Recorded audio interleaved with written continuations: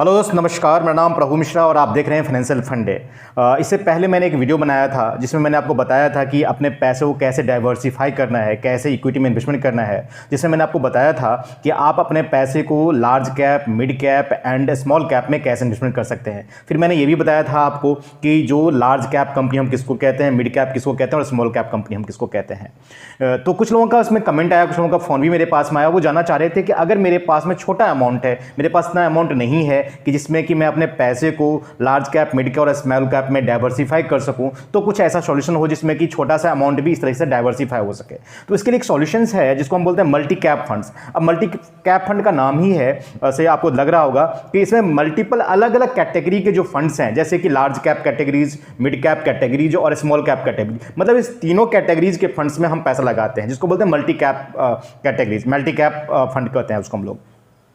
तो आज आपको जो मैं रिव्यू करने वाला हूं, दो टॉप परफॉर्मिंग जो सबसे अच्छे रिटर्न्स दे रहे हैं उसके बारे में रिव्यू करूंगा। और वो है एक Kotak external multi cap growth funds और है Invesco India multi cap growth funds. ये दो फंड के बारे में मैं आपको बताऊंगा।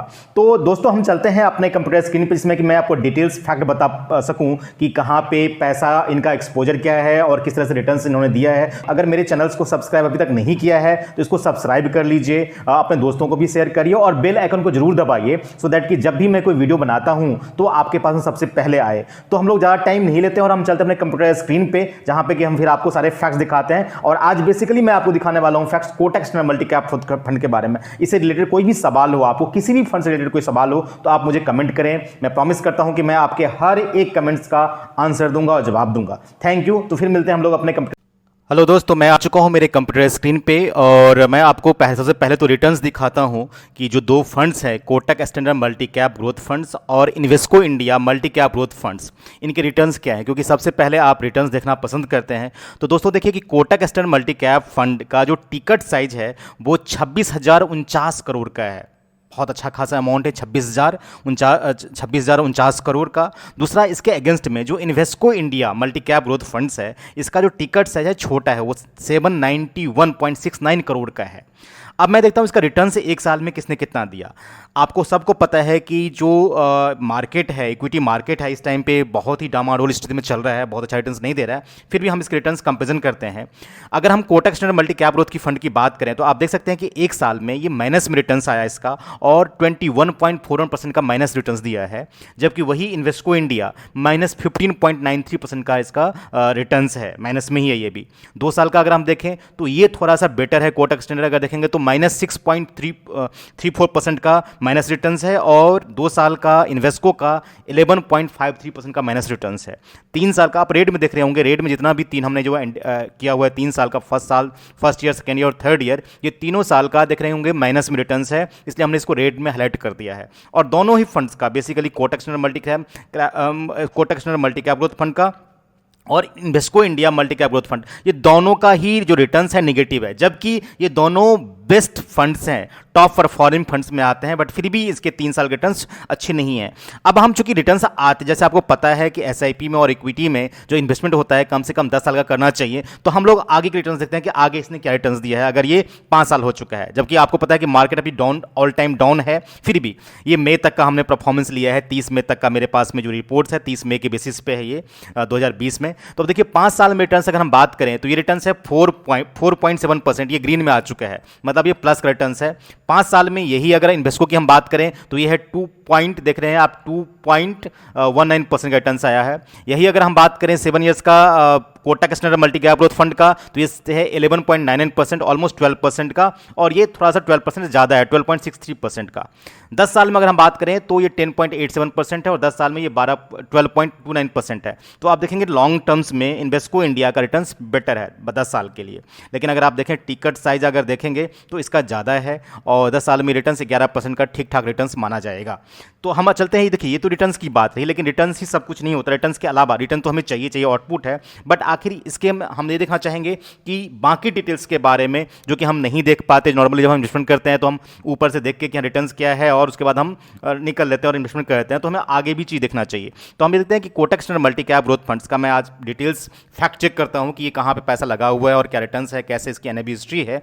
तो Kotak external multi cap growth fund का आप देखेंगे तो ये जो स्टार्टिंग डेट है इसका, ये है 11 सितंबर 2009 को ये स्टार्ट हुआ था। ये मल्टी कैप ग्रोथ फंड का कैटेगरीज में है और ये ओपन एंडेड है। ओपन एंड का मतलब यहाँ पे ये है कि इसमें कभी भी आप इसमें एंट्री कर सकते हैं और निकल सकते हैं। मतलब आज भी अगर चाहें तो आप इसमें इन्वेस्टमेंट कर सकते हैं और 10 दिन के बाद भी निकल सकते हैं इसमें। मतलब इसमें कोई रिस्ट्रिक्शन नहीं है एंट्री करने का, कभी भी वो परचेज कर सकते हैं। ये जो NAV अगर हम बात करें, देखिए 10 रुपये से स्टार्ट हुआ था। 11 सितंबर 2009 में 10 रुपये का NAV था। लेकिन अगर हम बात करें 27 नवंबर की NAV का, 27 नवंबर 2020 में, सॉरी 27 मई 2020 को, तो ये था 28.6% का। जो फंड साइज है इसका, ऐसे मैंने बताया था 26,000 करोड़ का, 26,049 करोड़ का था। तो आप देख सकते हैं कि 26 एक्सपेंसेज रेशियो, जो एक्सपेंसेज है इसका वो बहुत ही कम है। अगर आप देखें तो जो ग्रोथ फंड्स के अदर फंड्स हैं उसमें 2.5% के आसपास का रहता है, इसमें देखेंगे तो 1.70% का है, तो ये कम माना जाएगा। जो टोटल एक्सपोजर है, मतलब टोटल इक्विटी में जो पैसा लगा हुआ है, टोटल स्टॉक्स जो है इस फंड के पास है, मल्टी कैप ग्रोथ फंड के पास में, वो देखेंगे तो 57 है। अच्छा खासा फंड में इन्होंने एक्सपोजर ले रखा है, 57 है। अब जो 57 इन्होंने इन्वेस्टमेंट करा हुआ इक्विटीज़ में, उसमें देखेंगे इक्विटी एक्सपोजर परसेंटेज, जो टोटल इनका कैपिटल है, जो टोटल आप देख रहे हैं फंड साइज है, टिकट साइज है 26,000, जैसे मैंने बताया आपको 26,000 करोड़ का है। तो 26,000 करोड़ का लगभग 90.72% का इन्वेस्टमेंट इनका इक्विटी में है। बाकी जो आप बचता है 9% के आसपास में, ये डेट फंड्स में इन्वेस्टमेंट है, अदर फंड्स में इन्वेस्टमेंट है। लेकिन यहाँ पर देखेंगे इक्विटी एक्सपोजर इसका 90% है।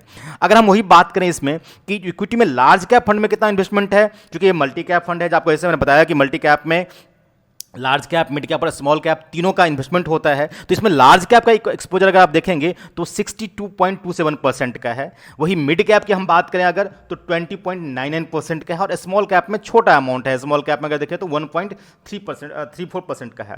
और अदर्स इक्विटीज़ में, जो कि इन तीनों कैटेगरी से बाहर है, मतलब स्मॉल से भी छोटा हो सकता है, ये जो इन्वेस्टमेंट है इसका है 6.12% का रिटर्न देखें। तो ये रहा इनके जो इन्वेस्टमेंट के पैटर्न है, कहाँ पे इक्विटी में टॉप 10 लगाया हुआ है, पैसा लगाया हुआ उसकी है। अब हम बात करते हैं कि टॉप 10 इक्विटी जो आपने देखा हमने कि 57 फंड में लगाया हुआ है। ये तो अभी हमने देखा कि 57 कंपनी के स्टॉक्स में पैसा लगा हुआ है। लेकिन अब हम देखना चाहते हैं कि ये 57 में से जो टॉप 10 होल्डिंग है वो कौन सा है। तो ये 57 जो स्टॉक्स हैं उसमें से टॉप 10 जो होल्डिंग है मैं आपको दिखाता हूं। देखिए इसमें से सबसे टॉप 10 होल्डिंग में इसका आता है रिलायंस इंडस्ट्री लिमिटेड, रिफाइनरीज है। इसमें अगर आप देखेंगे तो ये देखिए इसमें इन्होंने जो इन्वेस्टमेंट करा हुआ है वो है 7.60% का।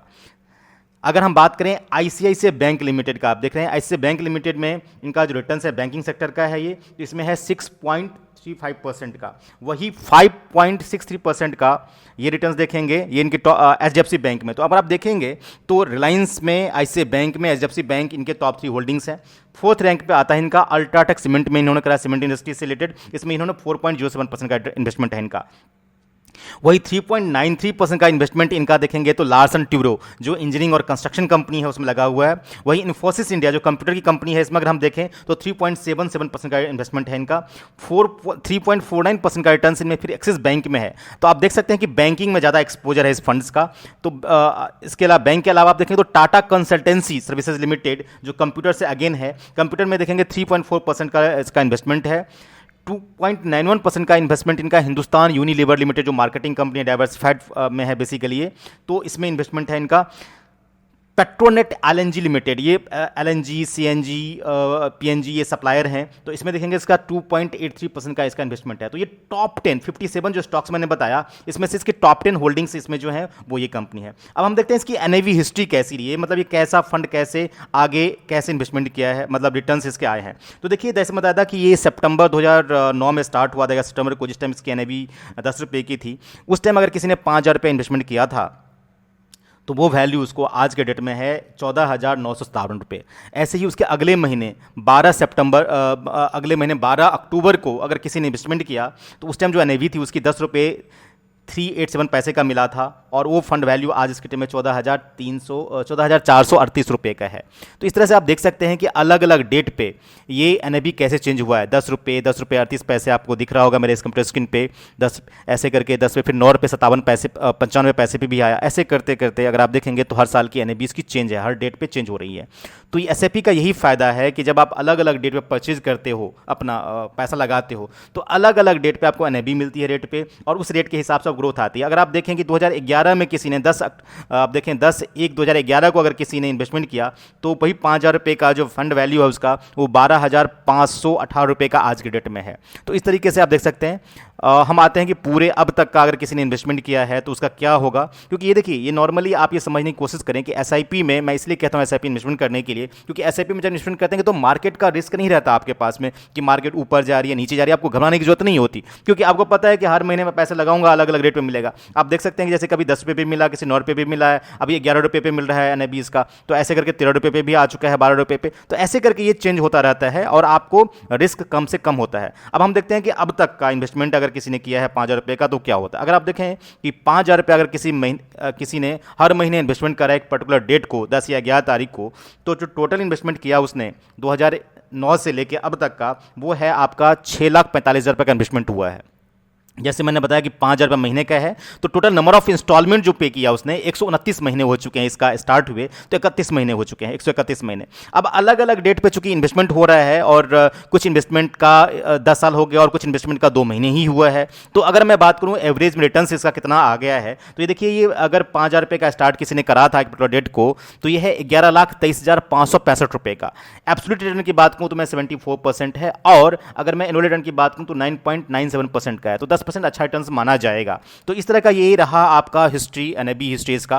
तो दोस्तों, उम्मीद है कि आपको ये वीडियो अच्छा लगा होगा और मैंने डिटेल्स में आपको इसके बारे में बताया है। अगर और भी कुछ जानना चाहते हैं आप तो मुझे कमेंट कर सकते हैं, और अभी तक अगर आपने वीडियो मेरा लाइक नहीं किया है, सब्सक्राइब नहीं किया है, तो इसको लाइक कीजिए, सब्सक्राइब कीजिए, अपने दोस्तों को भी शेयर करिए, और बेल आइकन को जरूर दबा दीजिए, सो कि जब भी मैं कोई वीडियो पब्लिश करूँ आपके पास सबसे पहले आए।